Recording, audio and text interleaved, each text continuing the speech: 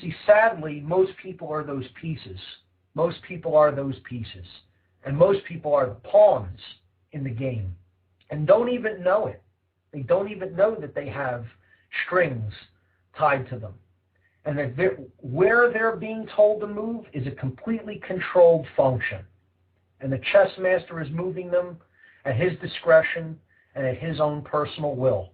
And most people never, ever see the strings that have them tied down. And they never see that they're a pawn in that game, that they're wanderers on that board, that checkered board.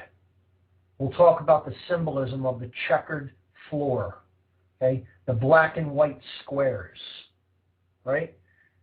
That's the game board floor where if you're on it and that's your level of consciousness, you don't know that you're being played. And you're basically a piece that is being positioned by a master who exists at a level much higher than you. You're a wanderer. You don't really know which is those black and white squares representing light and dark. You really don't know which is which. It's all from your perspective. You can only see one or maybe two squares ahead of you, but you can't see the whole game. You can't pull back and see the whole picture.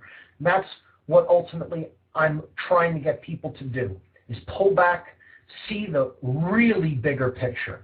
Not even from the box that most of us bring to the table, because many of us bring boxes to the table when it comes to looking at what really is and looking at the truth.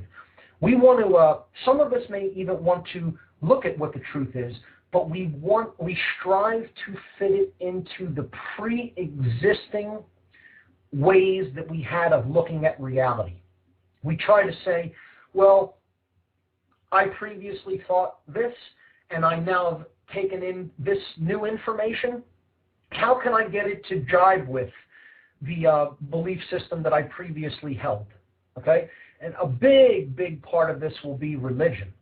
Okay? This is something that there's so much evidence that this is a manipulation and form of mind control. And yet you hear many people that never want to admit to that and who don't look into the basis and the formulation of their religions and how that is also a form of mind control. So people bring different boxes to the table. The boxes are of all shapes and sizes and colors and materials, but newsflash, the truth does not fit in a box. So if you're bringing a box to the table, eventually, at some point, this show is going to make you feel uncomfortable. And I want it to do that because the truth, again, does not fit in a box, and anybody trying to stuff it into a box is going to be sorely disappointed. So let's get back into our discussion about self-knowledge.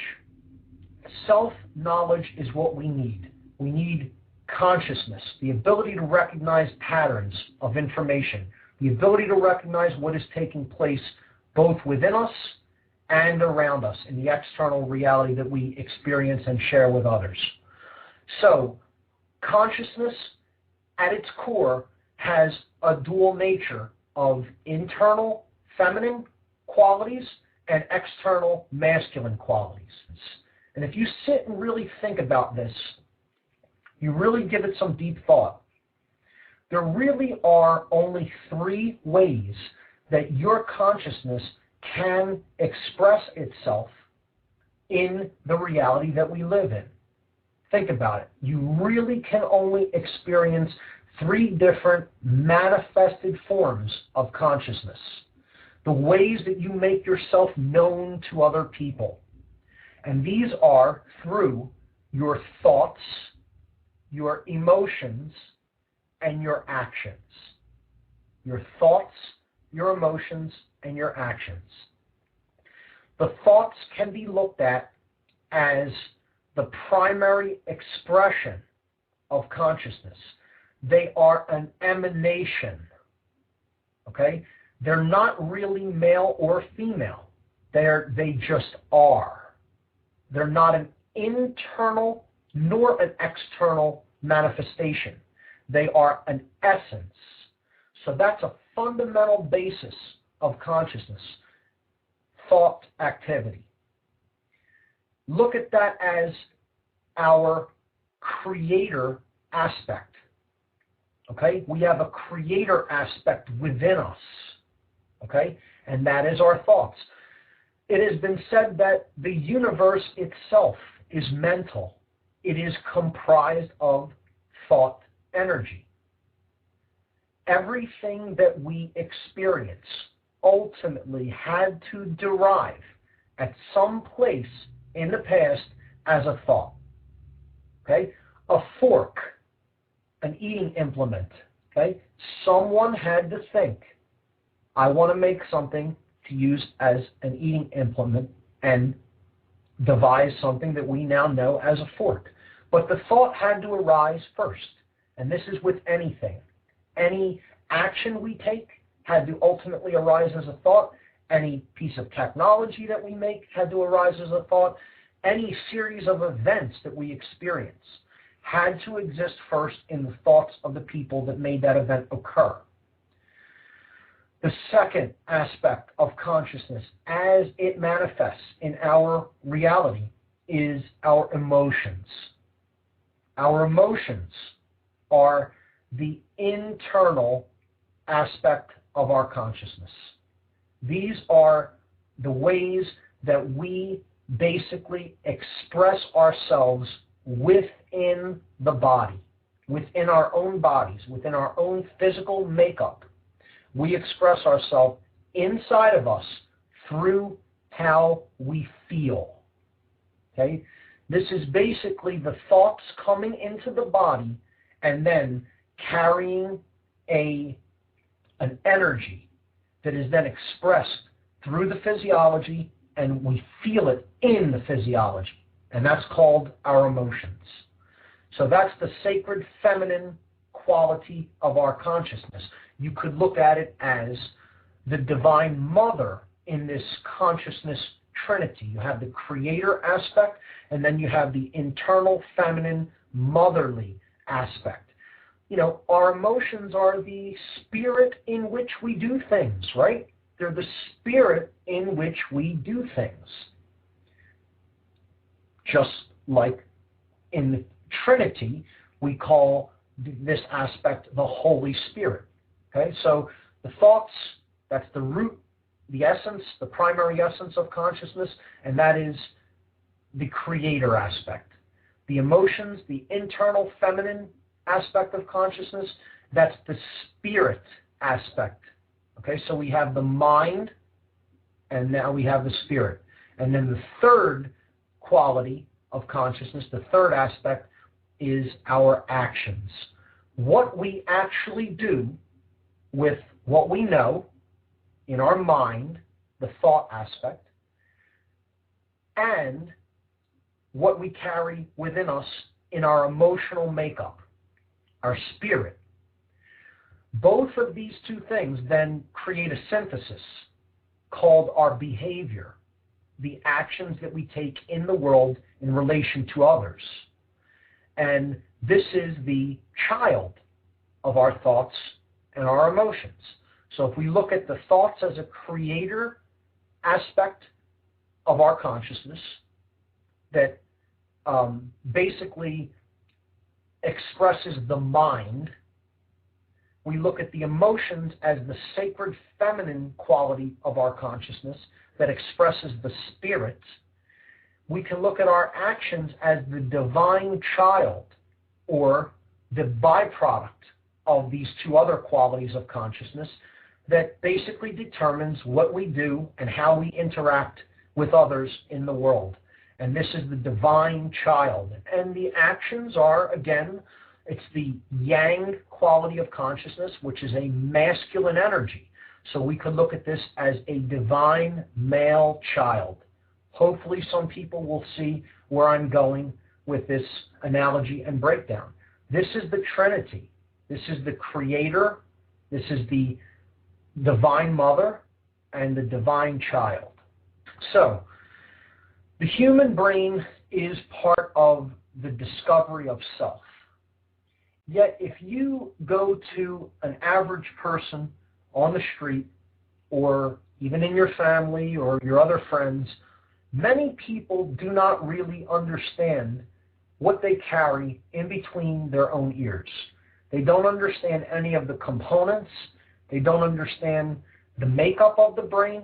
They don't understand how the brain works. They don't understand what qualities of their personalities the different components of the brain drives or gives rise to. And this is extremely and exceedingly sad, because if somebody doesn't understand how the most sacred gift that they have ever really been given, I would say, aside from free will, but let's put it this way, this is how your free will manifests itself. If you don't have a brain, you're really not going to be able to manifest much free will. So I think the greatest gift that we're ever really given in the universe is our free will. And I think to understand the human brain is to really understand ourselves and how we are a gifted species by even possessing a brain of the order and magnitude that we do have. So that's why I think it's critical for our understanding of what's going on in the world to understand what is going on in our own brain. And the first way we need to do that is by basically understanding basic structures within the brain. I'm not going to get super technical, and I'm not going to go into any kind of high-level neuroscience. All I want to do is basically break down some of the structures in the brain and get people to understand how these structures are directly connected and tied with fundamental human motivations. Okay? So the oldest part of the human brain and the simplest structures of the human brain are in the lowest parts of the brain, the actual height-wise, the lowest part. Now think about how interesting that is. It's like saying a foundation of a house, which is the part that is laid down first, is at the lowest level of the house. Of course, that's true, okay? Because you can't build something on top of it if you don't have a foundation there to begin with. So this base part of the brain is called the R complex. The R complex. Letter R and the word complex. And the letter R stands for reptilian. The reptilian complex. Otherwise, more simply called the reptile brain. So right there, I'll bet you most people were unaware, you, inside of you, have a reptile brain. You do. This part of the brain is the controller of physical activity. Motor skills are controlled by the R complex of the brain. The R complex is basically two components. It's the brain stem, which connects to the spinal column, and behind that, near the back of the head, there is a region called the cerebellum.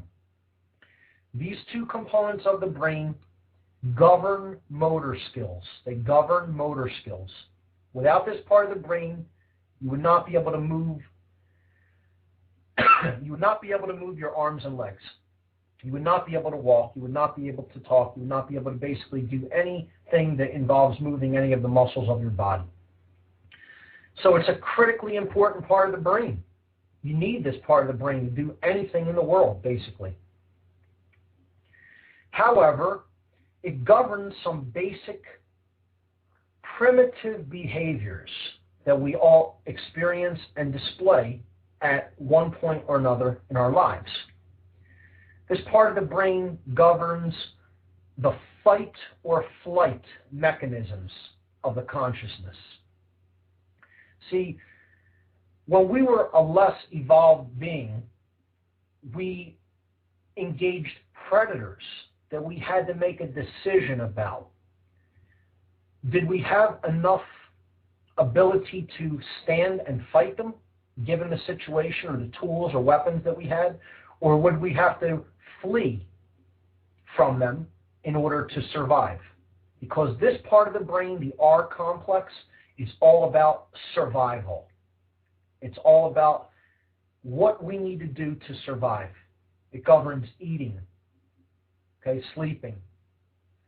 Anything that we need to do to survive in the physical world that we live in.